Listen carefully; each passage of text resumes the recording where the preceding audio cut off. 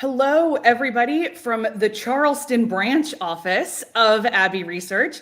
I hope that you can forgive me for the incredibly messy top knot and the workout clothes, but the water is off here in Charleston HQ. And so we're doing it live in the spirit of Bill O'Reilly. Erin is still, I believe right now, she's in Belfast. And she will be back with us this time next week. Fear not, for those who have missed Dr. Erin as much as I have. But we have an incredibly special guest today, my colleague from the Baptist Joint Committee for Religious Liberty, or the BJC, as we just call it. Jennifer Hawks is going to be talking a little bit about one of the cases that the Supreme Court dropped on us in the last couple of weeks. As she said in the offline chat, it's been an interesting 7 days. So religious liberty is one of those phrases that I use a lot on here, and I don't think I unpack that much. So we're going to take some time to do that today as to why it's so important as an empathy exercise. But before we get started on that, don't worry, I've got an update on Bill Cosby for you. I've got a little bit on a bill in Scotland about pardoning witches, and also an update on Brittany Griner. So before I get started on all of that, here's our intro.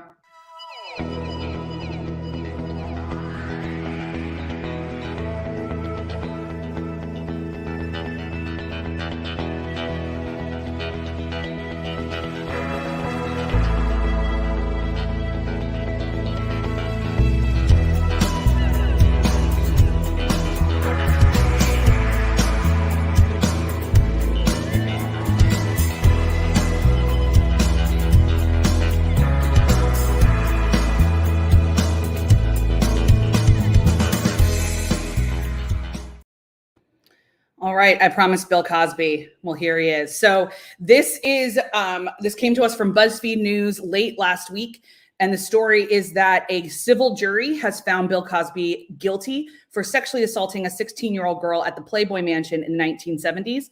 Her name is Judy Huth, and she was awarded $500,000, so $500,000 in damages. Quick reminder, she is in the Kamau Bell documentary, so if you've watched our coverage of that, we've talked about Judy speaking bravely about her experience at the Playboy Club.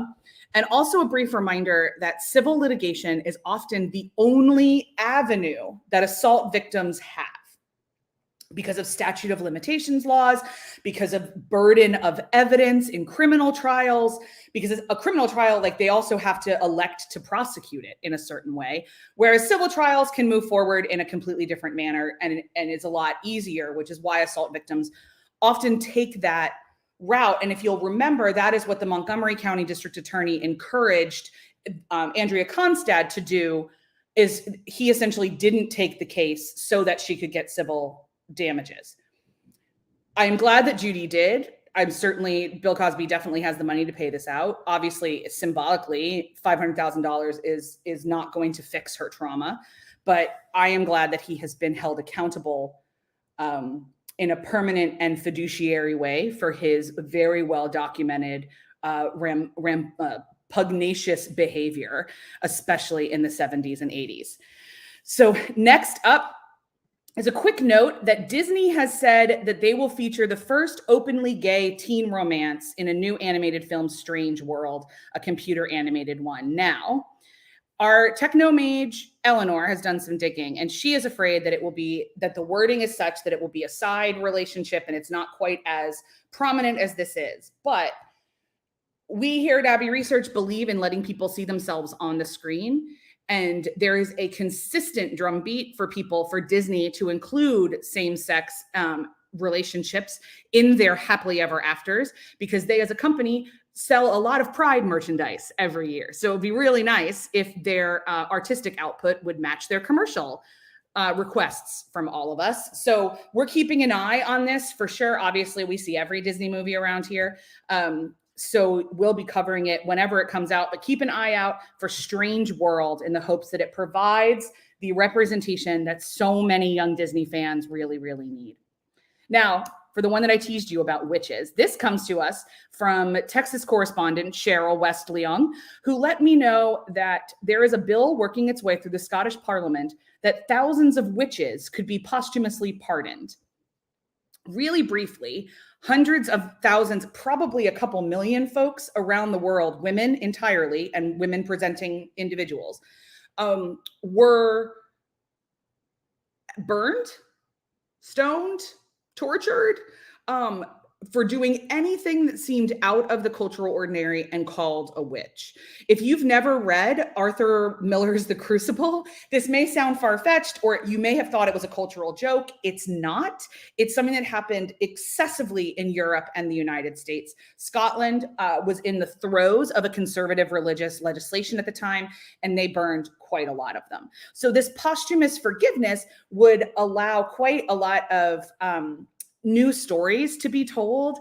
There would be some land given back to some people, like the crown took land from women who had been burned and they might be able to get it back, all that kind of stuff. Plus, it's just really cool that someone's like, hey, we should go back and apologize for the mistakes our ancestors made, which wouldn't be the worst idea. Cough, cough, America and indigenous tribes. Cough, cough.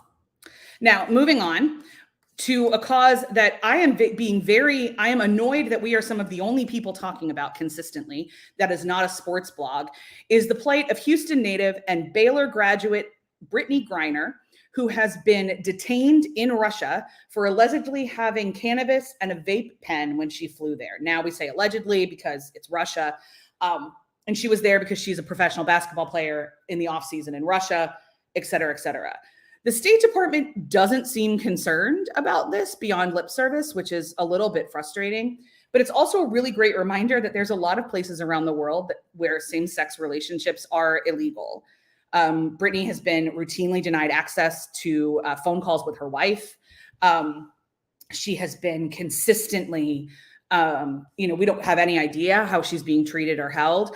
I am not in any way, shape, or form surprised, but still very disgusted that Baylor has not issued statements. They made a lot of money off of Brittany Griner, her image, her likeness, her persona. And I am very disappointed in my alma mater that they are not leading the charge in this to get her home safely or to at least get her a fair trial.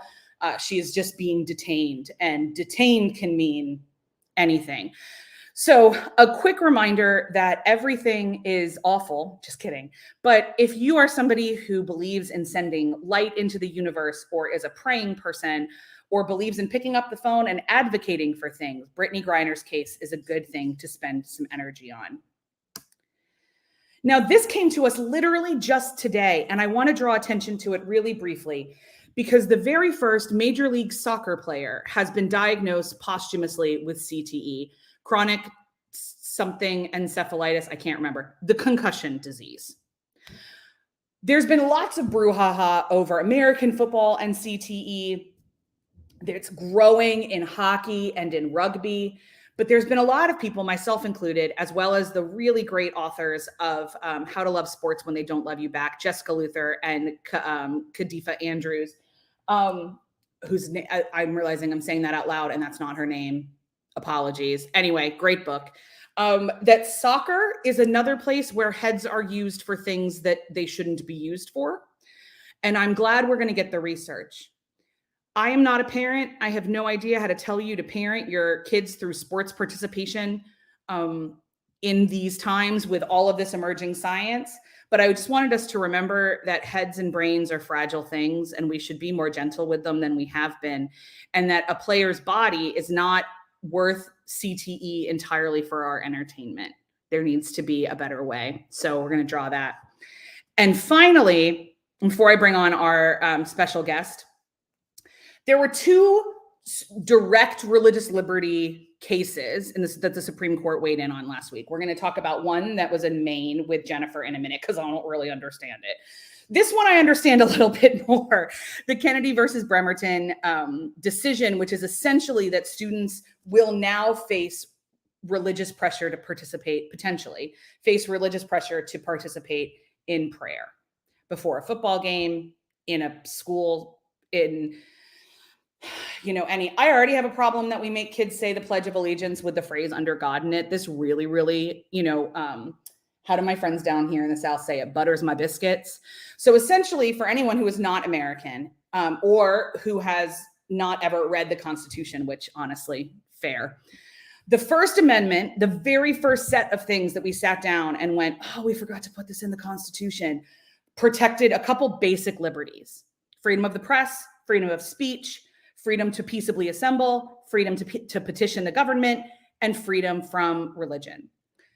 The government cannot establish a state religion or force you to practice any religion at all. It's in the Constitution. This Supreme Court appears to have a radically different and completely inaccurate understanding of the Establishment Clause. And I'm sure that Jennifer will get into that in a minute. She's much more diplomatic than I am, and she's actually a lawyer. I'm just an angry person of faith. And this is a real slippery slope.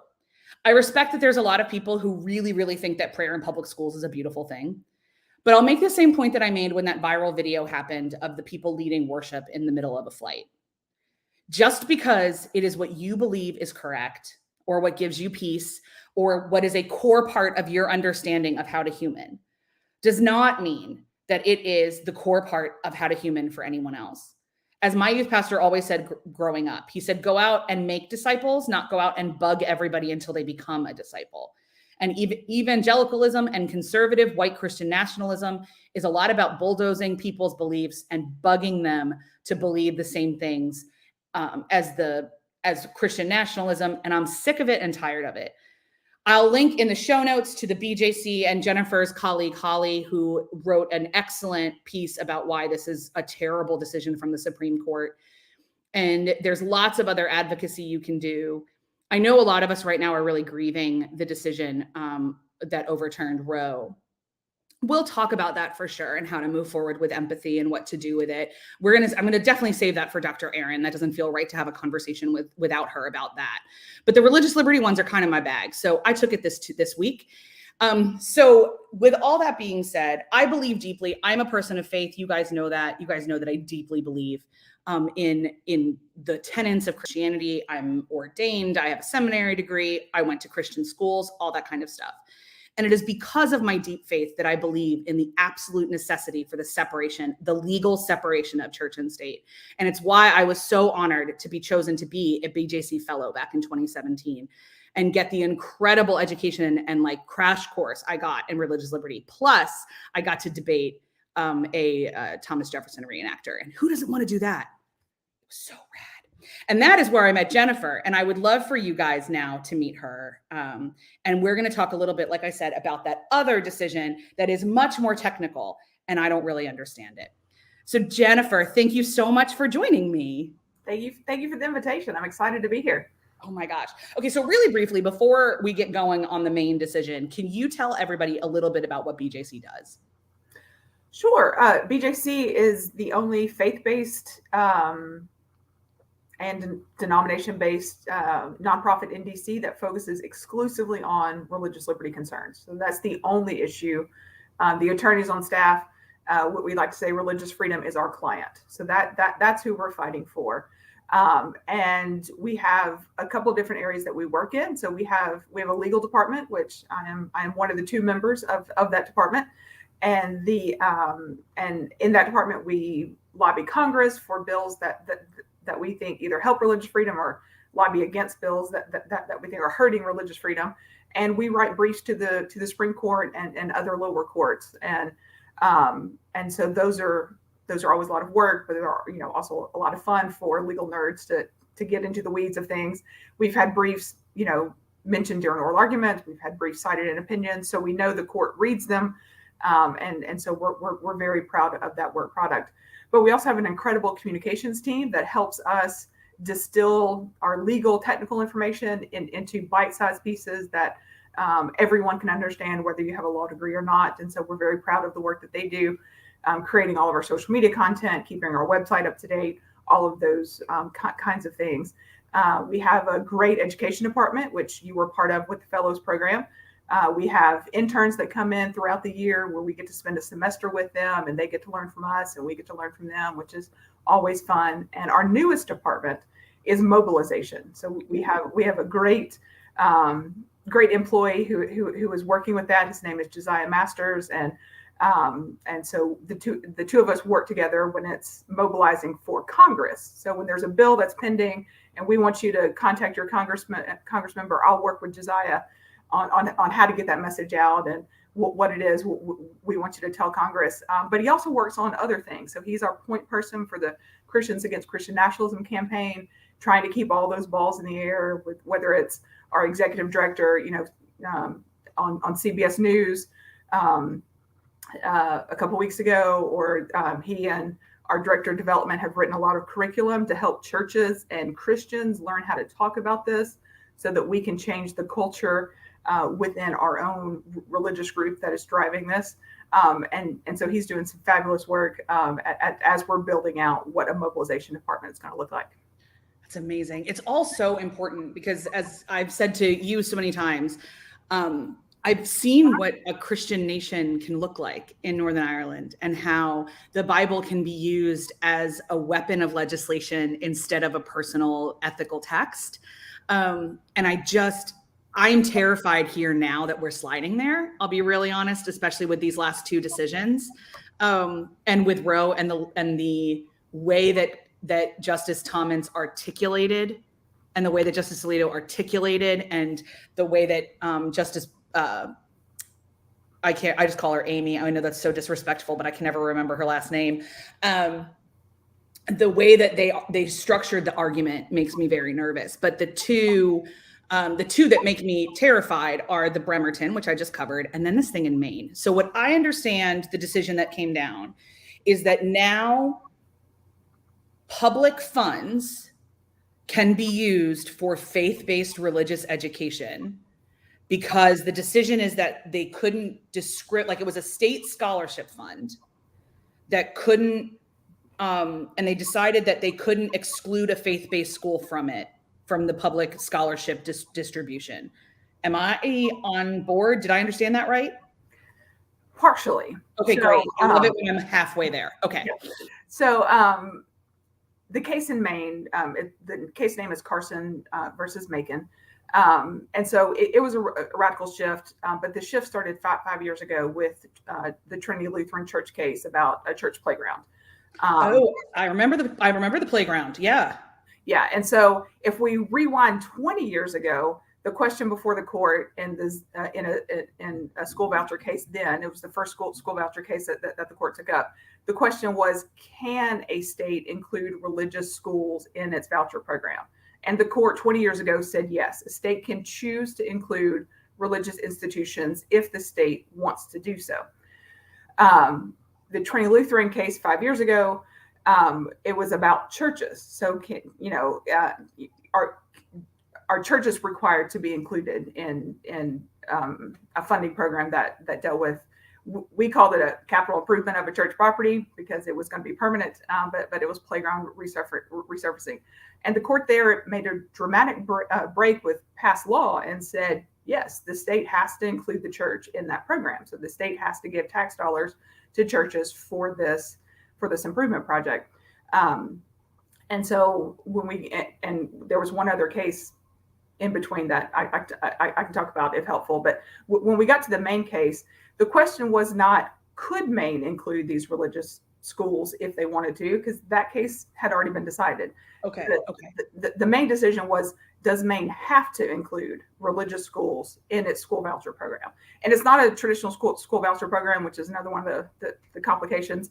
But just for ease of terminology, I'll say that to begin with. And the court, again, radically shifted in line with the Trinity Lutheran case 5 years ago and said, yes, the state of Maine must include religious schools who are providing a religious education.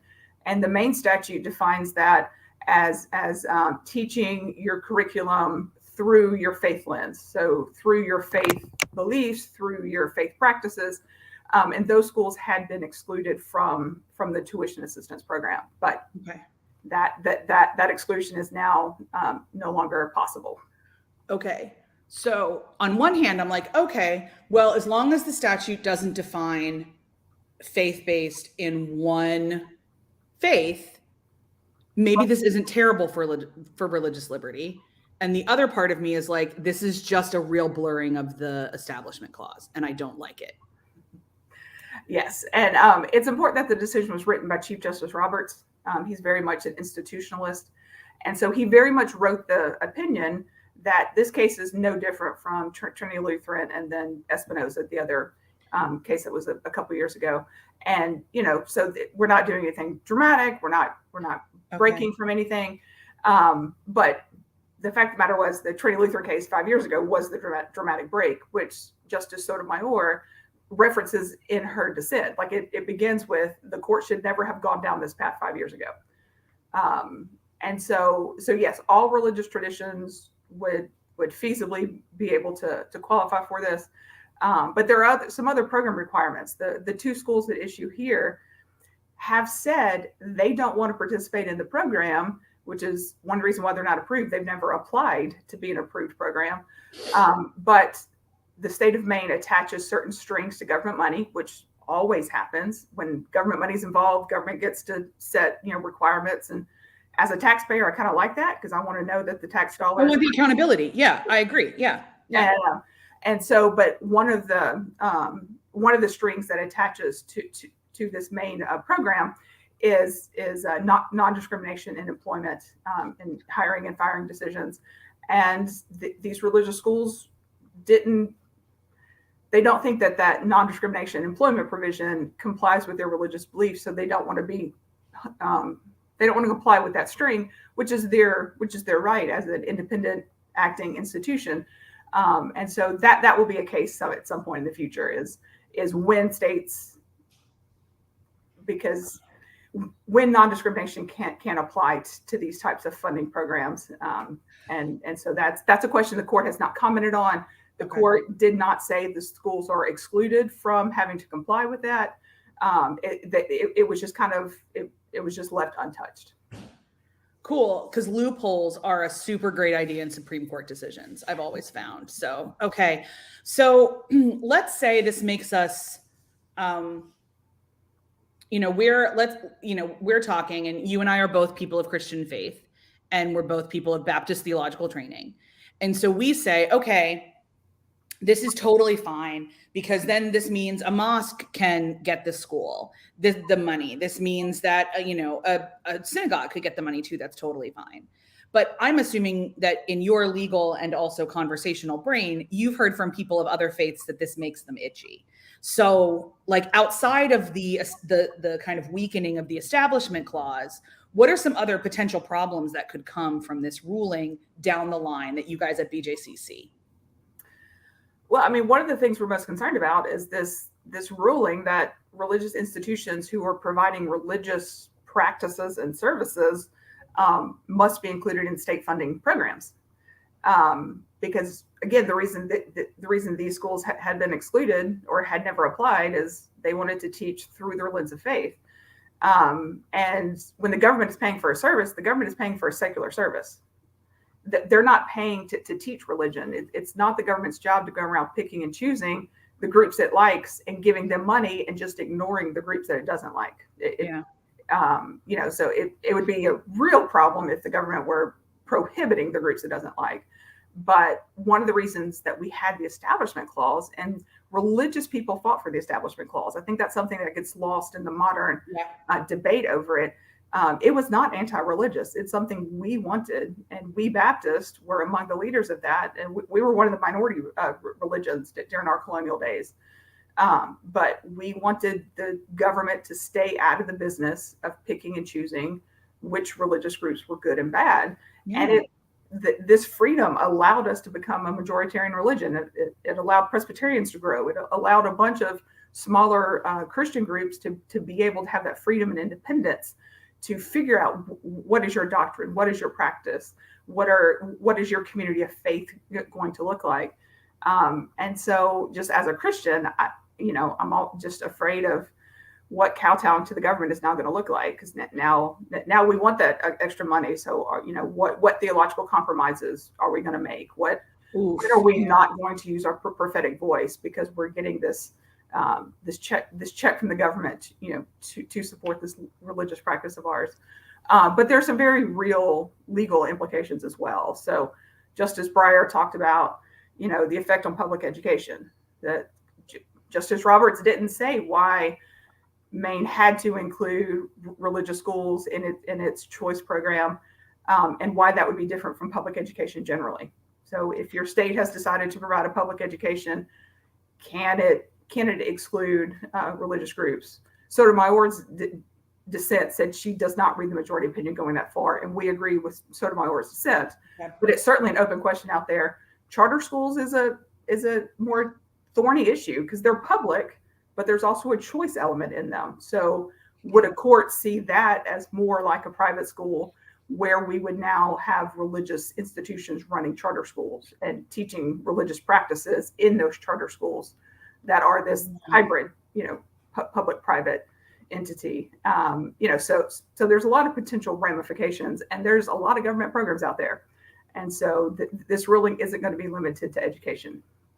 No, and I was just thinking, like, even as you were talking about charter schools, this, emerging ed tech we're seeing since the lockdowns of, of charter schools that will be entirely online. And people are saying that that's going to have to be a different, and I know they're already out there, but they're really small and they're not really accredited. And universities aren't super interested in admitting kids that went to online school. And that might change. And what does that mean for this kind of stuff? And there's so many questions. So I think a question I'll leave you with, because we're almost kind of at the time I asked you for, and I want to honor your time. I know you're in Dallas to work with the Cooperative Baptist Fellowship this weekend. And I wish I was there. Hello to all of my friends who are watching this from hotel rooms and from the conference center. Wish I was there. If ordinary people, totally, folks who don't really understand this, but get like, oh, I would like the government to stay out of my religion because I don't even have a religion. And I'd really, really like to not be ever forced to practice one. What should they do now? What does advocacy look like? It's calling your representative, I'm assuming, but this was a SCOTUS decision. Like, we don't have a lot of say in that. So what do you guys think we should do right now to kind of make our voices heard if this makes us uncomfortable? I think one of the best things all of us can do is become robust supporters of public schools and our public education. The good thing about this decision, if there's a good thing there, is that Chief Justice Roberts reiterated that states do not have to have voucher programs. They do not have to have school choice programs. The Constitution doesn't go that far to require that. Okay. And so if a state chooses not to have any kind of choice program, then this question doesn't come up. And so there's a number of states that have some type of voucher or choice program. And it's important for us to contact not our federal representatives, but our state and local officials and oppose voucher programs, oppose their expansion, and try to get the ones that are on the books repealed. And that is really probably from a policy perspective, that's probably the most important. But also, there's groups like Pastors for Children. There's a chapter in Texas, Oklahoma, Kentucky, Tennessee, North Carolina. There might be a couple of others. But there's groups like them that come alongside and support your public school. So who is your public school superintendent? If you're, if you're a part of some type of community organization, or, whether it's religious or secular, reach out to your superintendent, ask them, how can we support your schools? Are there opportunities to come in and give tutoring or other ways to support your local school teachers? Because the more we can do to strengthen our public schools, the better off we will all be. And most of our public schools are pretty fantastic. It's a small sliver that are not, and we need to focus on those that are not, but also come alongside all of our public schools. And so it's very much a state issue at this point. Love it. Yeah, it's a great reminder. Those of us who don't have kids can still do all of that. PTA is not, the Parent Teachers Association is not the only way to be involved in schools. And so it's a great, if you got a couple extra, even if you have a couple extra hours a year to do the Scholastic Book Fair, it's something to be involved in the community and to give back to public schools. I'm a product of public schools and I believe deeply in them. So I love that answer. Thank you so much, Jennifer. Yeah. So. And one other thing that I just remembered, one of my favorite examples of something concrete. One of a Southern Baptist church in Oklahoma has decided that they're going to do a lot of their advertising like as school sponsor events. And so, so it's a way for groups and for churches, cheerleaders and football players and basketball players, they're always selling ads for the program, and, they've got to sell, 10 ads. So if you're a business owner, if you've got a, sorority group or something, buy an ad for your local school's, sports program, and that money is helpful, and only reinvest in our students and leaders of today and tomorrow. Yeah, and if most public schools will also if they have a baseball team, they'll sell like outfield banners, and they're not that expensive. Mm-hmm. So give a ring for that. Those are great concrete stuff, especially if you're somewhere, if you run a small business like so many of us do in this country, and can throw $500 at a baseball program to hang a sign. So, yeah. Jennifer, my gracious, thank you so much for joining me. This has been a delight. Thank you for the invitation. It's, I've caught the program several times, and so I'm honored to get to be a part of it. Oh gosh, we have so much fun. So I will let you go, and then I'll wrap us up. So, but all of Jennifer's contact information will be in the downstairs. So if you're looking to ask more questions from BJC, they've got a podcast, they've got press releases, they've got the whole nine. So it'll be in the downstairs after this, and I will release you back to the humidity of Dallas. So bye, Jennifer. Bye. All right, pals, that's what I've got for today. This is a brief reminder that part of practicing empathy is advocating for a lack of legal restrictions on morality. I know that sounds kind of bizarre, and that might sound really wild, but if we all believe that the rule of humanity, as we say around here at Abbey Research, is to first do no harm and then do you, we really need to think about what advocates for harm. What really is harm? And is it harm for everyone, or is it just harm in our opinion? And what does that look like? And this is one of the reasons why I will bang on about the importance of separation of church and state until I run out of breath. Because even though I am a person of deep faith, and my body and my soul and my spirit move in the rhythms of the faith that I was raised in, I in no way, shape, or form want my government to have any business in how I do that. And I think it's fundamental to my faith that any decisions about my body, my soul, my faith system, my religious practice are left up to me and not left up to my government. So basic empathy exercises to ask yourself all the time, this thing that I think is it wrong because I think it's wrong, or is it wrong? That may sound really strange, but think about it this way. If you're somebody who doesn't love the idea of prayer at all, or if you're somebody who does love the idea of prayer and you think it's really wrong that kids can't pray at football games, totally fair. But is it wrong then to be forcing kids to pray at football games? What does that mean, and what does that look like? Think about that for you. We have lots of experts in this country that can help us figure out exactly what public good means. And so ask yourselves all the time, this thing that I don't like, is it because I don't like it, or is it actually against the public good? Do some Googling and figure it out for yourself. We're always happy to be here to bounce off ideas. That's it for empathy exercises for this week. You are no longer subjected to just me. Dr. Aaron will be back next week, and we'll be talking about a whole slew more. If you've got empathy exercises, because it certainly looks like the Supreme Court isn't going to stop doing things the next couple of days. So if there's other cases that you'd love broken down, I can, do my best and point you to resources, and maybe even grab somebody else from BJC in the future if we need.